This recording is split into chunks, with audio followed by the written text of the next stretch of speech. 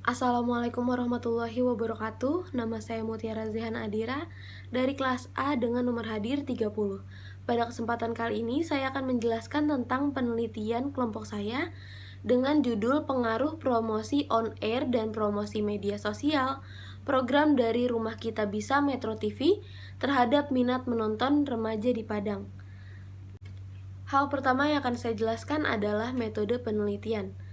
Di dalam metode penelitian ada paradigma penelitian. Di dalam penelitian ini, peneliti menggunakan paradigma positivistik. Paradigma ini diartikan sebagai pola pikir yang menunjukkan hubungan antara variabel yang diteliti. Peneliti menggunakan penelitian eksplanatif kausal dengan pendekatan kuantitatif. Penelitian eksplanatif adalah suatu bentuk penelitian yang dapat menguji hubungan antar variabel, baik dua variabel atau lebih. Dengan menggunakan penelitian eksplanasi kausal, penelitian ini menjelaskan tentang pengaruh promosi on air dan promosi media sosial program dari Rumah Kita Bisa terhadap minat penonton remaja di Padang. Selanjutnya saya akan menjelaskan tentang pendekatan penelitian di dalam penelitian kita, yaitu menggunakan pendekatan kuantitatif untuk mengetahui apakah ada pengaruh antara variabel X, yaitu promosi on air dan sosial media, dan variabel Y, yaitu minat penonton. Riset sosial yang menggunakan pendekatan kuantitatif umumnya bersifat deduktif. Analisis deduktif artinya gambaran besar yang berupa hipotesis atau teori diuji kebenarannya dengan proses pengujian variabel yang lebih detail. Selanjutnya saya akan menjelaskan tentang metode penelitian. Di dalam penelitian ini, peneliti menggunakan metode penelitian survei dengan menggunakan kuesioner. Kuesioner ini digunakan sebagai instrumen pengumpulan datanya. Tujuannya adalah untuk memperoleh informasi tentang sejumlah responden yang dianggap mewakili populasi tertentu. Alasan peneliti menggunakan penelitian survei karena proses pengumpulan dan analisis data sosial bersifat sangat berstruktur dan mendetail.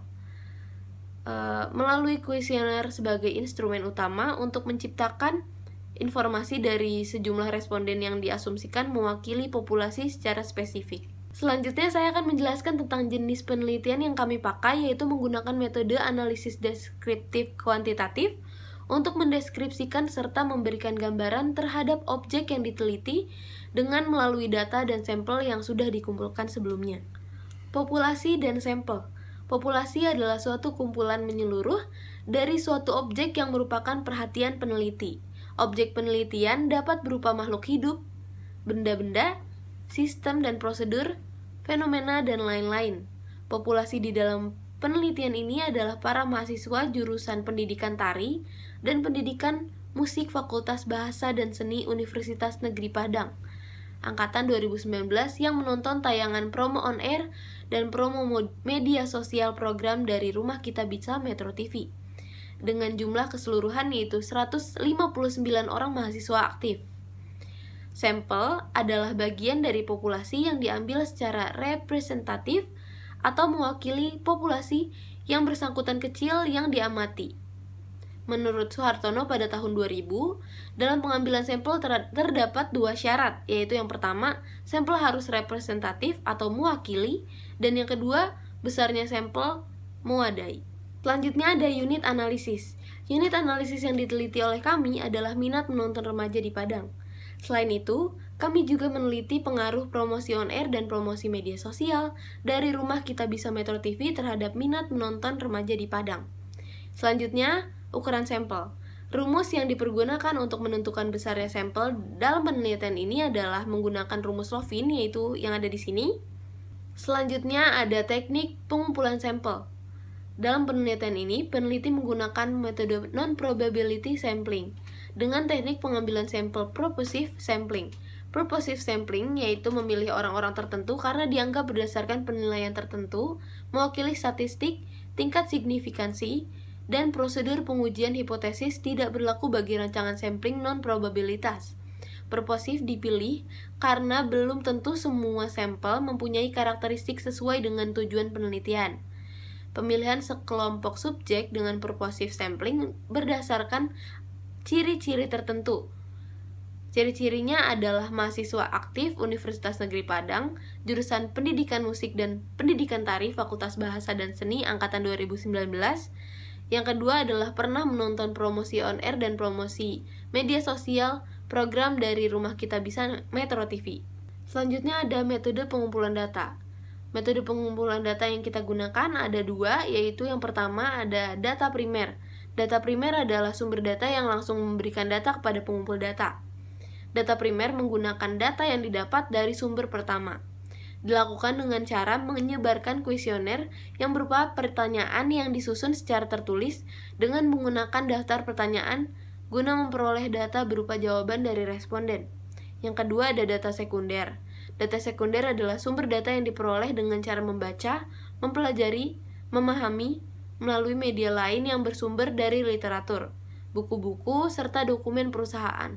Dalam penelitian ini, peneliti mendapatkan data sekunder melalui data-data dari buku, jurnal, artikel, atau internet. Metode pengukuran data yang kami gunakan ada validitas. Validitas merupakan sejauh mana ketepatan dan kecermatan suatu alat ukur dalam melakukan fungsi ukurnya. Pengertian validitas adalah suatu alat ukur tergantung kemampuan alat tersebut untuk mengukur objek yang diukur dengan cermat dan tepat. Uji validitas bertujuan untuk mengetahui tingkat kevalidan dari instrumen kuesioner yang digunakan di dalam pengumpulan data. Untuk mengukur validitas dalam penelitian, peneliti menggunakan rumus kolerasi person-product-moment seperti ini, yang mengatakan bahwa hasil KMOX berjumlah 0,642 dan Y berjumlah 0,776.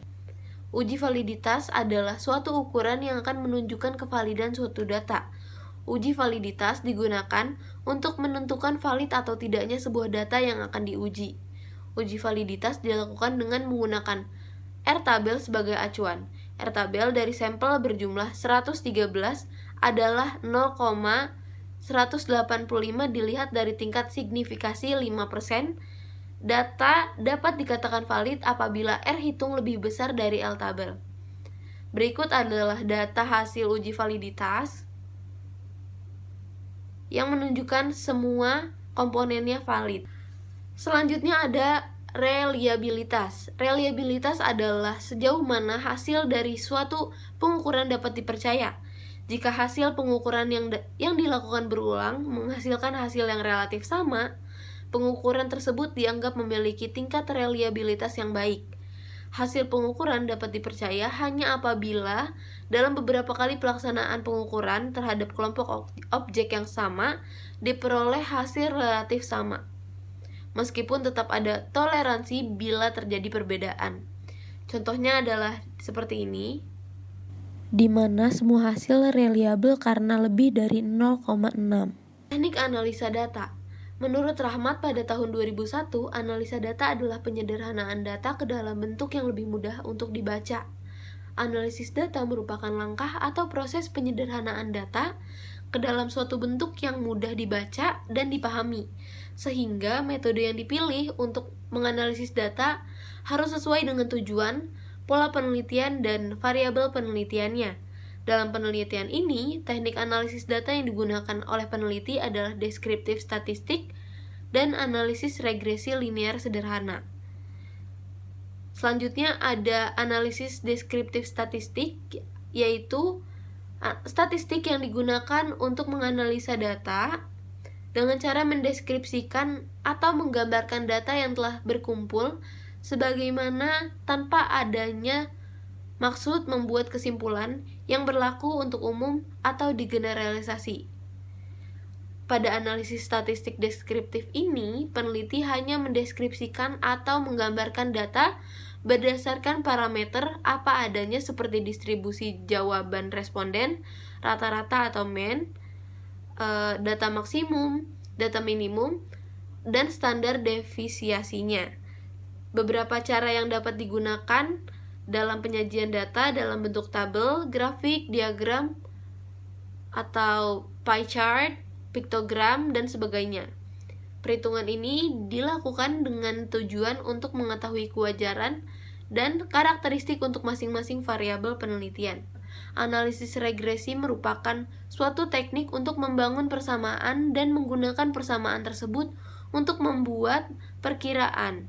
Dengan demikian, analisis regresi sering disebut sebagai analisis prediksi. Karena merupakan prediksi, maka nilai prediksi tidak selalu tepat dengan nilai realnya. Semakin kecil tingkat penyimpanan antara nilai prediksi dengan nilai realnya, maka semakin tepat persamaan regresi yang kita bentuk. Analisis regresi linear sederhana adalah hubungan secara linear antara satu variabel X independen dengan variabel Y dependen.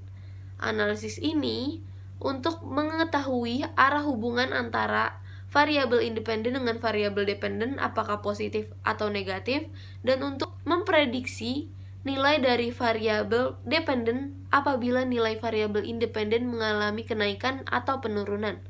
Data yang digunakan biasanya berskala interval atau rasio. Sekian dari saya. Wassalamualaikum warahmatullahi wabarakatuh.